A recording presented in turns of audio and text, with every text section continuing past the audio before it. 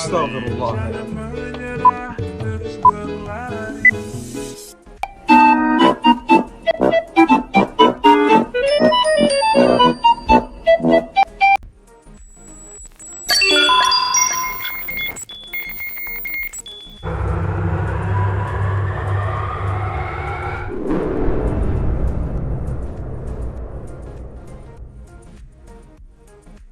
What you looking for? It's me. The old me? It's a style.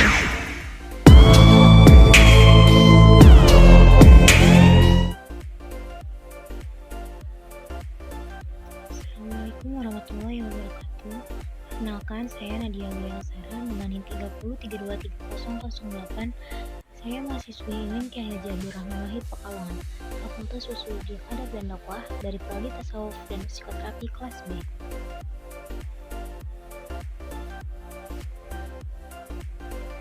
Di sini saya akan menjelaskan teori hermeneutika menurut Nasr Hamid Abu Zaid dan Fazlur Rahman. Jelas biografi Nasr Hamid Abu Zaid. Siapa sih Nasr Hamid Abu Zaid? Nasr Hamid Abu Zaid atau biasa dikenal dengan Nasr Hamid. Beliau dilahirkan di desa Kahafah dekat kota Tanta, Mesir pada tanggal 10 Juli tahun 1943. Beliau dilahirkan di lingkungan yang taat beragama. Beliau mengawali pengembaraan keilmuannya di sekolah teknik Tanta dan lulus dari sekolah pada tahun 1960. Pada tahun 1968, Nasr Hamid kuliah mengambil jurusan studi bahasa Arab di Universitas Kairo dan menyelesaikannya pada tahun 1972.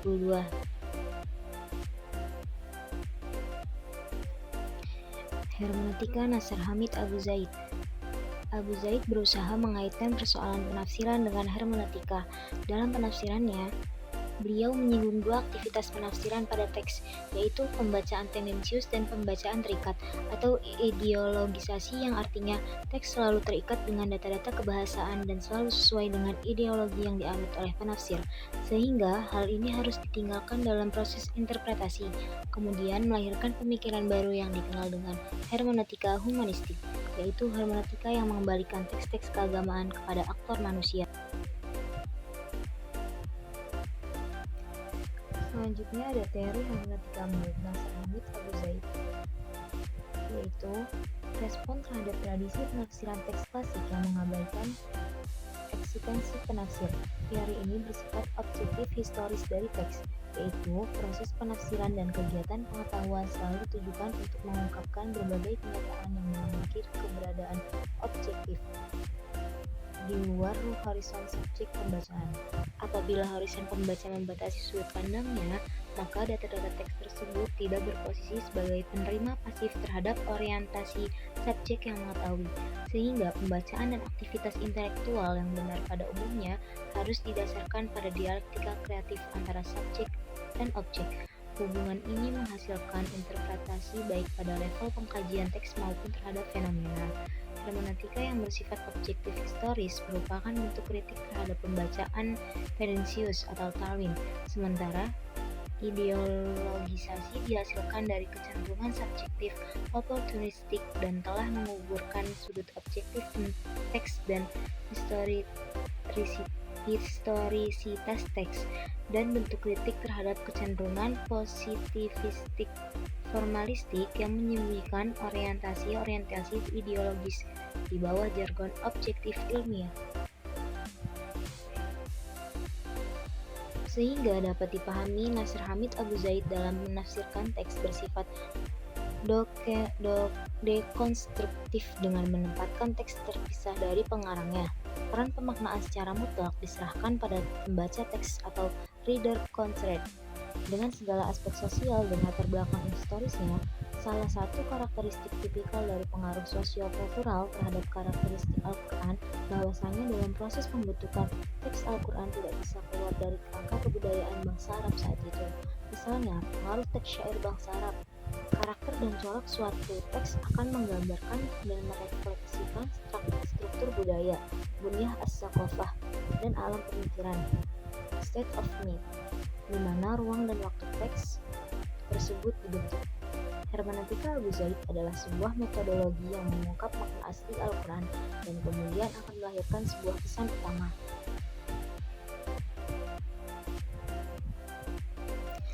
Selanjutnya ada tiga tingkatan dalalah atau makna dalam teks agama menurut Nasr Hamid Abu Zaid. Yang pertama ada level makna yang hanya merupakan bukti-bukti historis yang tidak dapat diinterpretasi secara metaforis atau lainnya. Yang level kedua adalah level makna yang dapat diinterpretasi secara metaforis. Yang level ketiga yaitu level makna yang dapat diperluas atas dasar signifikansi yang disingkapkan dari konteks kultur sosial di mana teks-teks tersebut bergerak dan melalui produktivitas makna dari teks-teks tersebut. Selanjutnya ada beberapa level konteks menurut Nasr Hamid Abu Zaid. Yang pertama ada konteks sosio-kultural, yang kedua ada konteks eksternal, yang ketiga ada konteks internal, dan yang keempat ada konteks linguistik, dan yang terakhir ada konteks pembacaan atau penaklukan. Berikut ada langkah-langkah penafsirannya, yaitu menganalisa struktur linguistik ayat-ayat Al-Quran dan mencari fakta-fakta sejarah yang mengelilinginya. Yang kedua ada menentukan tingkatan makna teks. Yang ketiga ada menentukan makna asli teks.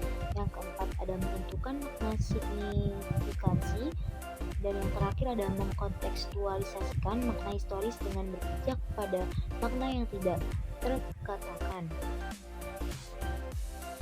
Selanjutnya ada teori hermeneutika menurut Fazlur Rahman. Biografi singkat Fazlur Rahman. Beliau lahir pada tahun 1919 Masehi di sebelah barat laut Pakistan dan meninggal tahun 1988 di Amerika Serikat. Beliau berasal dari keluarga yang taat beragama dalam mazhab Hanafi. Ayahnya seorang ulama terkenal lulusan sekolah tinggi Deoband.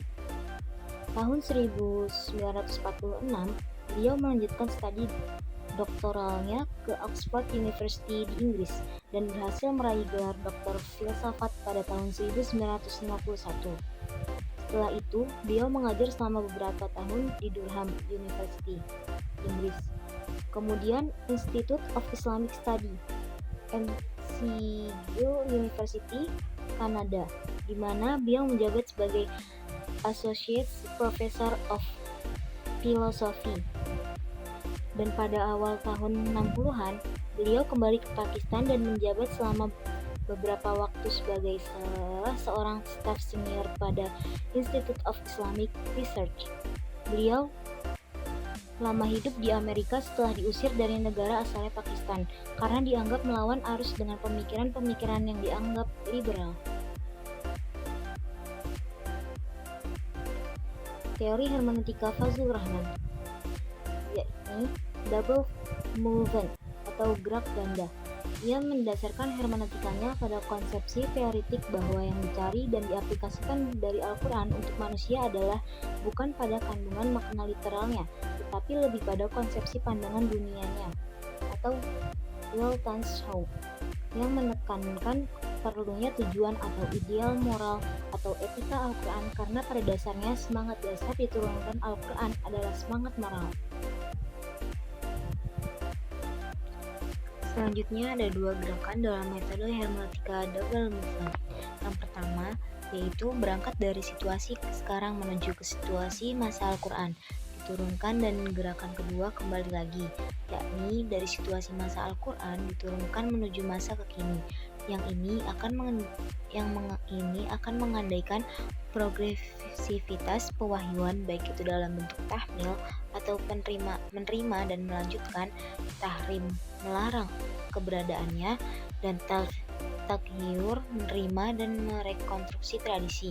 Gerakan kedua yaitu ajaran-ajaran yang bersifat umum ditubuhkan dalam konteks sosio-historis yang konkret pada masa sekarang.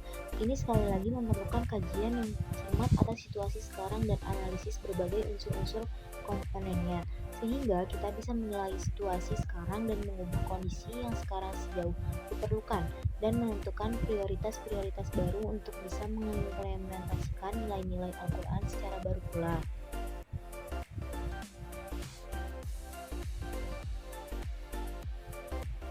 Kesimpulannya, teori hermeneutika menurut Nasir Hamid Abu Zaid dan Fazlur Rahman yaitu bahwa hermeneutika memainkan peran penting dalam memahami teks keagamaan, terutama Al-Quran. Keduanya menekankan pentingnya konteks sosial, sejarah, dan budaya dalam interpretasi teks, serta perlunya pendekatan yang lebih dinamis dan kontekstual dalam membaca dan memahami teks keagamaan. Abu Zaid menyoroti pentingnya interpretasi yang terbuka terhadap konteks modern, sementara Rahman menekankan pentingnya interpretasi yang lebih dinamis dan kontekstual sesuai dengan prinsip-prinsip moral dan etika Islam. Thanks for watching teman-teman. See you next video. Wassalamualaikum warahmatullahi wabarakatuh. Bye bye.